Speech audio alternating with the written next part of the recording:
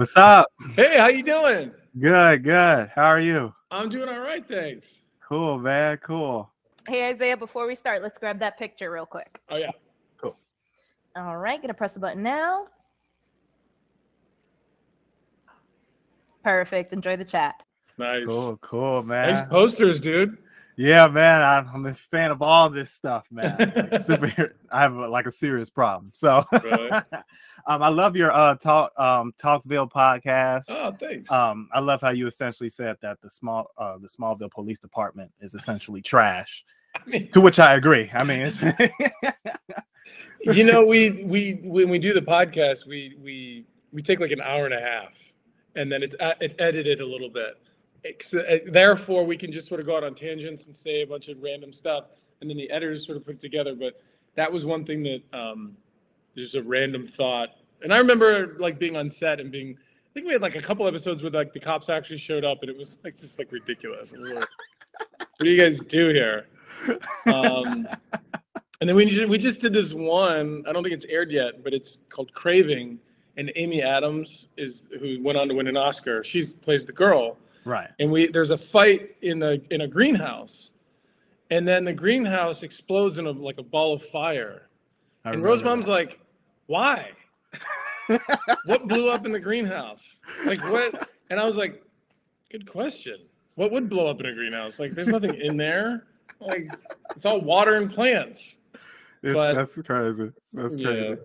But it's funny because we watch these episodes and a lot of these things come back to me that I wouldn't normally remember. But that's also why I can't watch them before I go to bed, because then I have like work dreams. So Right. I have to watch them in the morning.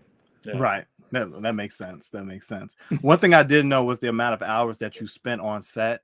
Like Right. you were saying that you hardly got any sleep. So how were you? I was just curious. How were you able to fit films like Cheaper by the Dozen and The Fog into your schedule? So that year that I did that, I finished Smallville on a Friday at like, I don't know, 4:00 in the morning.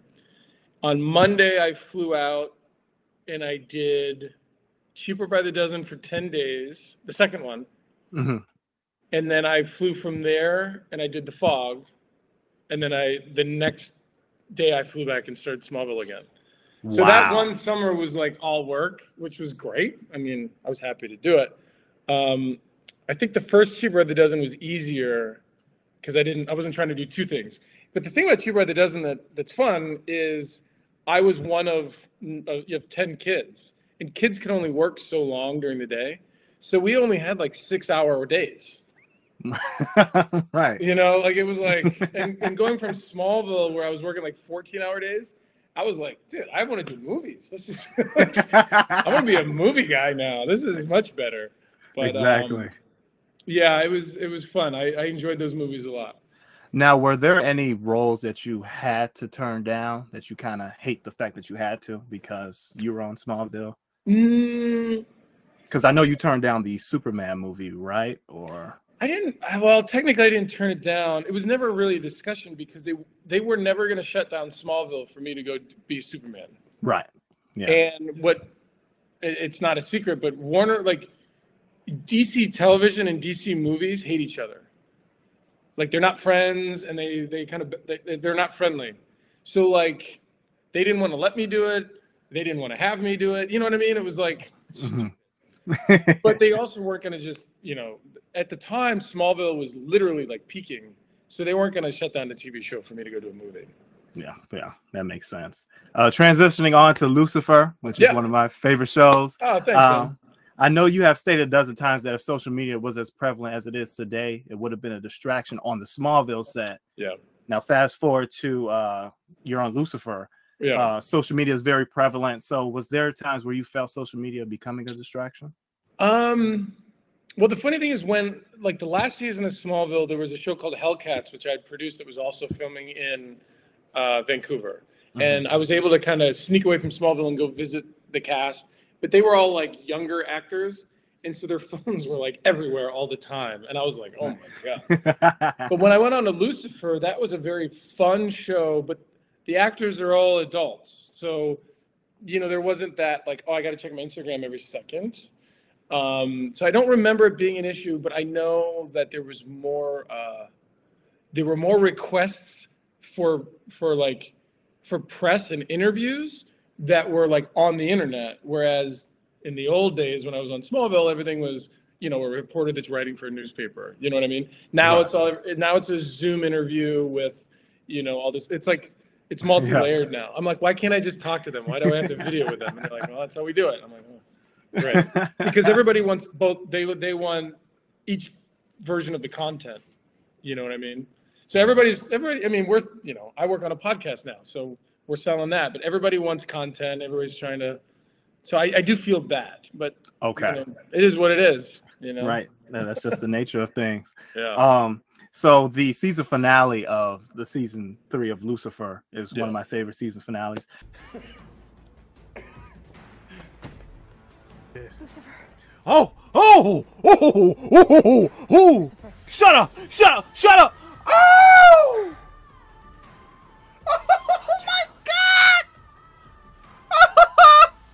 God! Did you feel the weight of it when you were filming it? Because I know sometimes the process of making something doesn't feel like the final product and vice versa. Well, the cool thing was the last thing I filmed was that scene where the fight, which is cool. Because sometimes you film the end and then you got to yeah.